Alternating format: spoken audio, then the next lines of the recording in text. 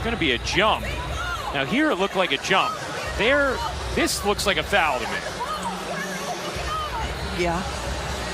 Indiana, and you can see Caitlin saying you were right in front of her. What made you? You just never know what's going to happen. It was worse than I thought from looking at it. But when it is a simple call right in front of your face multiple times, what are you doing? Caitlin Clark just absolutely lost her mind on the referees after watching Sophie Cunningham get absolutely demolished with zero consequences. Honestly, the entire WNBA should be embarrassed by what happened during the Indiana Fever's nail-biting 78-74 victory over the Seattle Storm. This wasn't just another missed call. This was a perfect example of everything wrong with professional basketball officiating right now. Like, I don't even know what the players can do because the players aren't being protected. And I know so many of the times, like, we're talking about this when it comes to the Indiana Fever, but this does happen across the league. There are many plays that we could pull up. Do you guys have any suggestions on what can actually be done? The coaches get fined when they call them out to the media. Like, this is a top-down issue. This is a commissioner's issue. Sophie was literally holding onto the ball after grabbing a defensive rebound when a Storm player straight up threw her to the ground. They were playing football instead of basketball. The referee was standing right there watching it happen like he was enjoying some afternoon entertainment at the local park instead of doing his actual job. Now, am I ever advocating for players to throw other players on the ground? No, like we've seen so much of it throughout the WNBA. He watches this happen right in front of him. There's so much contact on the play and he does nothing. He doesn't blow his whistle. He doesn't stop the play. He doesn't call a foul here. That's when Clark absolutely erupted from the sideline. Even though she's been stuck watching from the bench for 7 straight games now because of that nagging groin injury. We have updates and our recovery's going well. You know, it's just, I think for us staying the course and making sure that we're really diligent about each step that we take and that we don't have setbacks and that we're patient with it. I know she wants to be out here on the floor and we want her out here on the floor, but making sure that she's ready is the most important thing. You know, I still don't know how far we are. We're going to take it one step at a time, one day at a time, and go from there. She couldn't stay quiet after witnessing such blatant incompetence. She screamed, "You were right in front of her. Why did you change your mind?" At the official, and honestly, every basketball fan in America should be asking the exact same question. The incompetence we witnessed was truly next-level stuff. If you're tired of refs ruining basketball and you want to see Sophie Cunningham continue being an absolute savage on the court, smash that like button and drop Sophie Savage in the comments. This story is about to get wild, and the drama surrounding WNBA officiating is reaching a breaking point that nobody can ignore anymore. Clark's outburst perfectly captured what's become the biggest problem plaguing the WNBA this season. The officiating in the WNBA, I kind of already went off on it, but it's just atrocious. Really, really bad. Like, there have got to be rules to present overt physicality from dominating the game. And that's what we've got. We've got it in the NBA, we've got it in the WNBA. Nobody wants to call a bunch of fouls, but these officials don't know what a foul is and a foul isn't. They can't even tell when a ball goes out of bounds. Like, you've got 2 million plus people watching some of these games. You have got to have a correctly officiated product, or at least confidently officiated product and competently officiated product. The referee situation has officially become a complete disaster, and it's not just Fever fans complaining about it anymore. Players, coaches, and fans across the entire league are calling out these officials for their absolutely terrible decision-making week after week. Just think about how ridiculous this has gotten. Sophie Cunningham got fined $500 just for posting a TikTok calling refs stupid and useless. But somehow, actual assault on the basketball court goes unpunished. That tells you everything you need to know about the WNBA's priorities right now. The league's response has been equally disappointing. Commissioner Kathy Engelbert had the audacity to say that winning teams never complain about officiating and losing teams always complain. That's probably the most tone-deaf response possible when your league's biggest star is getting beaten up every single game while refs pretend they don't see anything happening. The officiating has gotten so bad that respected coaches like Becky Hammon are publicly losing their minds, and veteran players like Kelsey Plum are showing up to press conferences covered in scratches, wondering why they only shot 6 free throws despite getting mauled all game long. And I got scratches on my face, I got scratches on my body, and these guards on the other team get these ticky-tack fouls, and I'm sick of it. I get fouled like that every possession. Ricky gets fouled like that in the post all the time, and they don't call it, and I don't know what else to do. Like, it's really frustrating though. I'm like, I feel, I mean, there's multiple shots at the end of the game, either go into the third, into the fourth, where they're just coming and swinging, and they just don't call anything. While everyone's focused on the referee disaster, there's been one bright spot shining through all this chaos. Sophie Cunningham just had another absolutely spectacular performance that proves she's become the Fever's most reliable clutch player while Caitlin Clark recovers from her injury. That's a PNW win!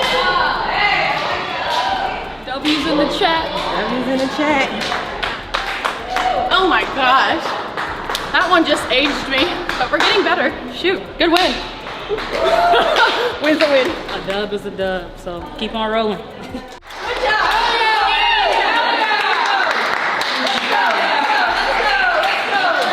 I'm really proud of you guys. There were so many ways in a close game and in game situation where we grew today that were huge for us, y'all. That will pay dividends. So great job. I'm proud of you guys. Everybody contributed. Everybody came in and gave us a lift. Kels, I know it was a tough shooting day, but the way you facilitated and that one big jumper that you made. We dug in and got stops when we needed to. I mean, big time win, y'all. Big time win. Now, the woman went 5 of 6 from the floor and 4 of 5 from three-point range to finish with 17 points. Here's the crazy part that really shows how much this team is relying on her right now. She was literally the only Indiana Fever player to make a three-pointer in the entire game. That's both impressive for Sophie and absolutely terrifying for everyone else on the roster. Big games from Sophie Cunningham, the only player on the Indiana Fever to make her three tonight.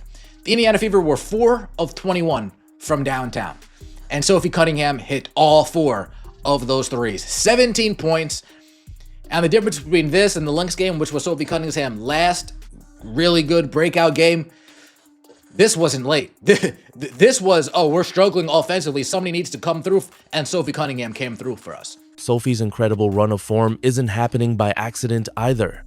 She's been on an absolute tear lately, and the fans have started calling her the Blonde Bomber because she keeps dropping these clutch shots when the team needs them most. Her confidence level right now is through the roof after that viral fight where she defended Clark and became an overnight sensation. The woman gained over 800,000 social media followers and saw her jersey sales explode after that Connecticut Sun brawl. Now she's playing like someone who knows the entire basketball world is watching her every move.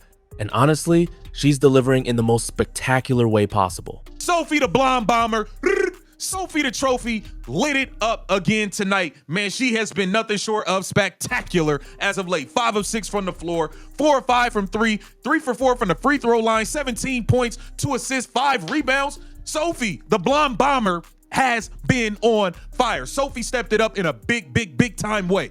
That is what you need. When your best player is out, you need the ancillary pieces to step up and deliver. And that is what Sophie Cunningham has been doing for this team. Sophie's transformation from role player to legitimate star has been one of the most entertaining storylines of the season.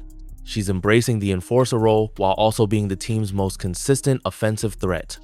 That's not something you see very often in professional basketball, but her heroics couldn't completely mask what almost became another classic Fever meltdown. Speaking of spectacular disasters, the Indiana Fever almost managed to blow a 13-point third-quarter lead in typical fashion. Apparently having comfortable leads makes this coaching staff break out in hives or something. The pattern was all too familiar for long-suffering Fever fans.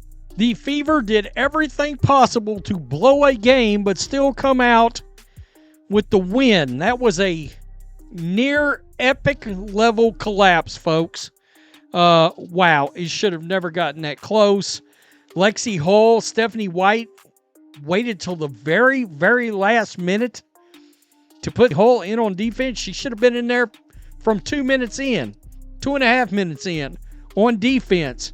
They could not seem to get a big rebound to save their life, and this almost turned into a disaster. The Indiana Fever just almost pushed me to a heart attack. The Indiana Fever nearly blow a 12-point fourth quarter lead. We allow the Seattle Storm to go on an 11-0 run in the fourth quarter. Stephanie White I keep telling y'all, I don't trust her. I'm sorry. We give up a 11-0 run within the last 4 minutes to let this team cut the lead down to 1. The team led 55-42 midway through the third quarter thanks to Sophie's hot shooting and solid play from their supporting cast. Then they did what they always do when Caitlin Clark isn't on the court. They started playing like they'd never seen a basketball before in their lives.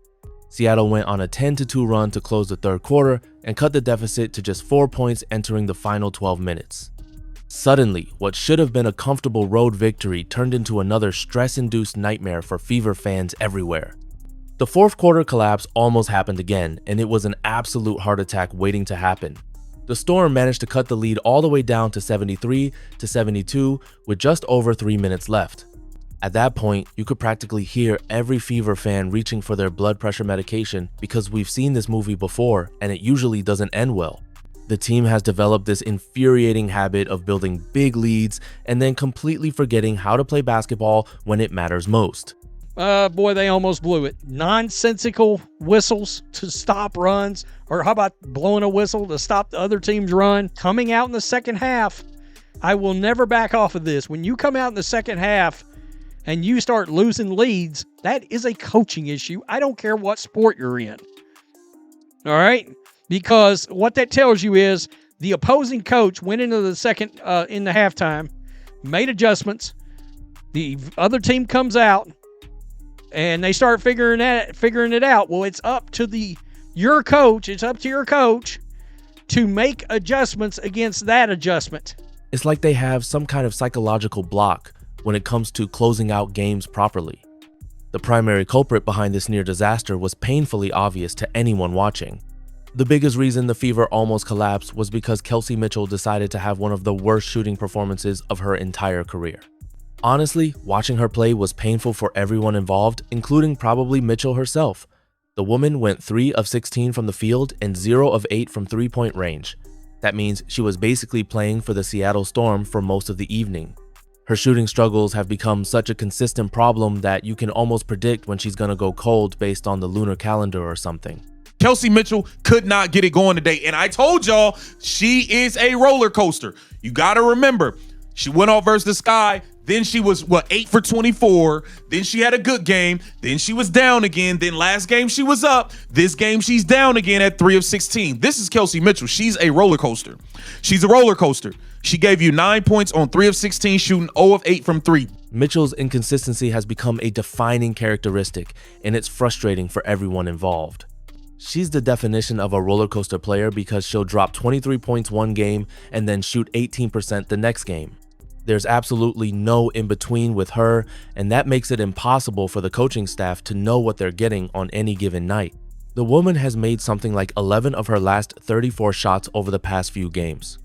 That's absolutely brutal efficiency, and when your second leading scorer is shooting like he's blindfolded, it makes winning games significantly more difficult than it needs to be. Thankfully for Indiana, other players stepped up to prevent what could have been a devastating loss. Fortunately for the Fever, Aaliyah Boston decided to remember that she's supposed to be an all-star caliber player and had her second straight excellent performance with 16 points and 12 rebounds while shooting 7 of 11 from the field. Boston looked like the dominant force we saw early in the season before she disappeared into whatever alternate dimension she was visiting for the past month. Her 9 straight points in the middle of the fourth quarter basically saved the game for Indiana when everything was falling apart around them. Boston's recent resurgence couldn't have come at a better time. She's finally starting to look like herself again after struggling since Clark got injured. If she can maintain this level of play, it would solve a huge problem for the Fever because they desperately need someone other than Sophie to step up consistently. Boston's ability to control the paint and dominate smaller players like Nneka Ogwumike is exactly what this team needs when they're missing their best playmaker. What's been impressive is her aggression on both ends of the court. She's attacking the rim and using her size advantage while being much more active defensively. The veteran leadership has been crucial during this stretch as well. Natasha Howard also deserves massive credit because she had 21 points for the second straight game and has been absolutely fantastic as a veteran leader while the team deals with all these injury issues and roster changes. Howard has been cutting to the basket and finishing around the rim like the savvy veteran she is. Her basketball IQ has been huge for a team that sometimes looks completely lost without Clark running the offense and setting up easy scoring opportunities for everyone else. The woman knows exactly what her role is supposed to be, and she's executing it perfectly by staying in her lane and not trying to do too much.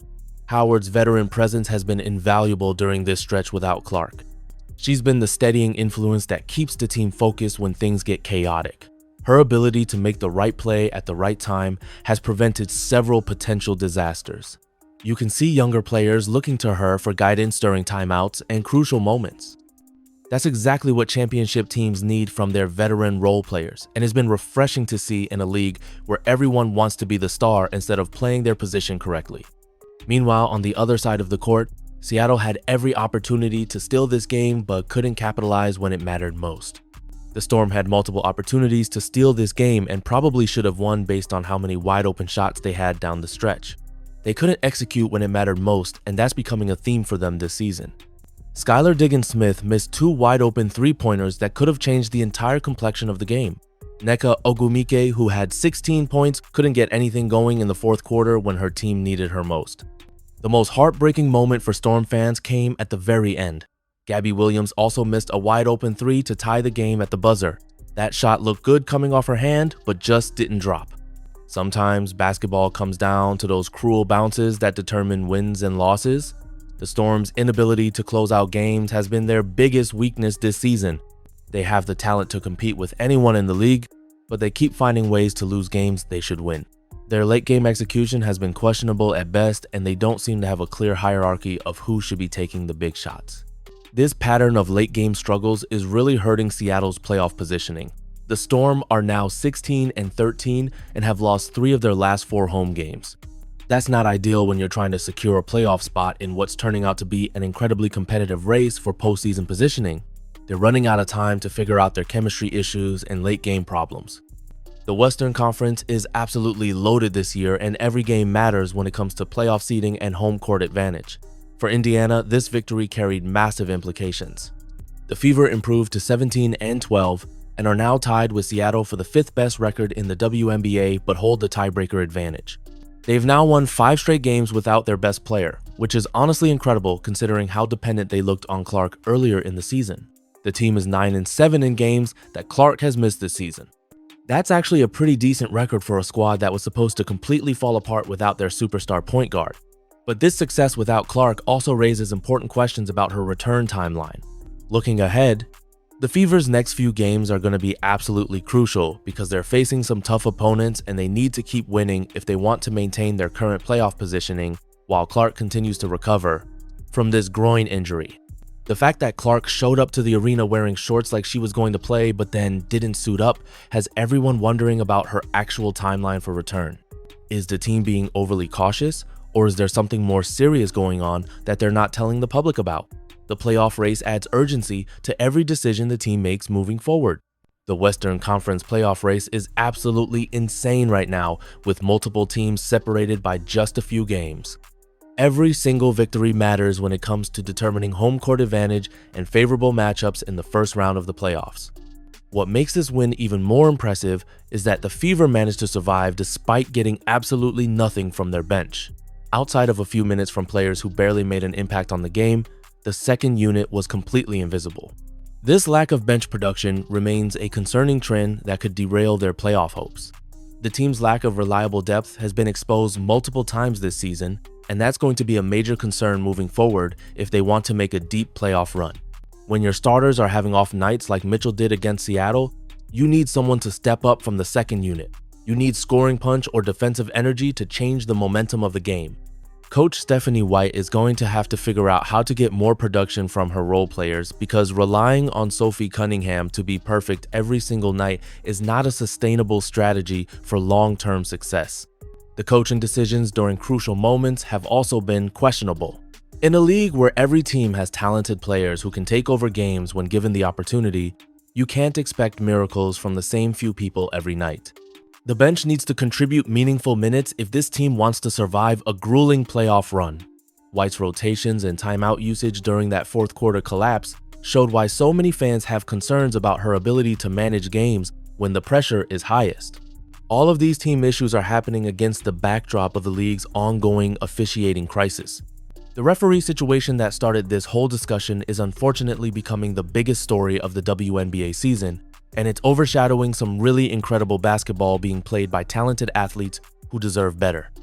Their performances are being ruined by incompetent officiating on a nightly basis. Players are getting injured at an alarming rate because refs aren't controlling the physicality properly. Star players like Clark are missing significant time because officials refuse to protect them from dirty plays and overly aggressive defenders who know they can get away with almost anything. The broader implications of this officiating problem extend far beyond individual games. Sophie Cunningham's reaction to getting thrown to the ground with no call perfectly captured the frustration that's building throughout the league. Clark's furious response from the sideline showed what everyone in the league is feeling right now. Something needs to change before this officiating crisis completely derails what should be a historic season for women's basketball. The WNBA is experiencing unprecedented growth in popularity and attendance. The last thing they need is for fans to lose interest, because games are being decided by terrible officiating instead of superior basketball skills. Despite all these challenges, this Fever team continues to find ways to win. The Indiana Fever proved they can win games without their superstar, but they shouldn't have to deal with referees who seem more interested in creating drama than actually calling a fair and consistent game. Officials should be allowing the best players to showcase their incredible talents on the biggest stage possible. Instead, we're getting chaos and controversy that takes away from the amazing athleticism and skill on display every night. Looking at the big picture, there's still reason for optimism in Indiana. The Fever's 5-game winning streak without Clark shows that this team has championship potential when everyone is healthy and playing at their best level. But they're going to need much better officiating and some help from the bench if they want to make a serious run at the WNBA Finals later this year. Sophie Cunningham has emerged as a legitimate star in her own right, and her ability to step up in clutch moments while dealing with terrible referees and hostile road environments proves that she's exactly the kind of player championship teams need. When the pressure is at its highest and the stakes couldn't be more important for everyone involved, Sophie delivers consistently. That's what separates good players from great ones. The question now is whether the rest of the team can match her intensity and consistency when Clark returns and they start their playoff push. If Boston can maintain her recent level of play, Howard continues being a steady veteran presence, and Mitchell can find some shooting consistency, this team could be dangerous in the playoffs. But they'll need the officiating to improve and the bench to contribute if they want to achieve their championship aspirations.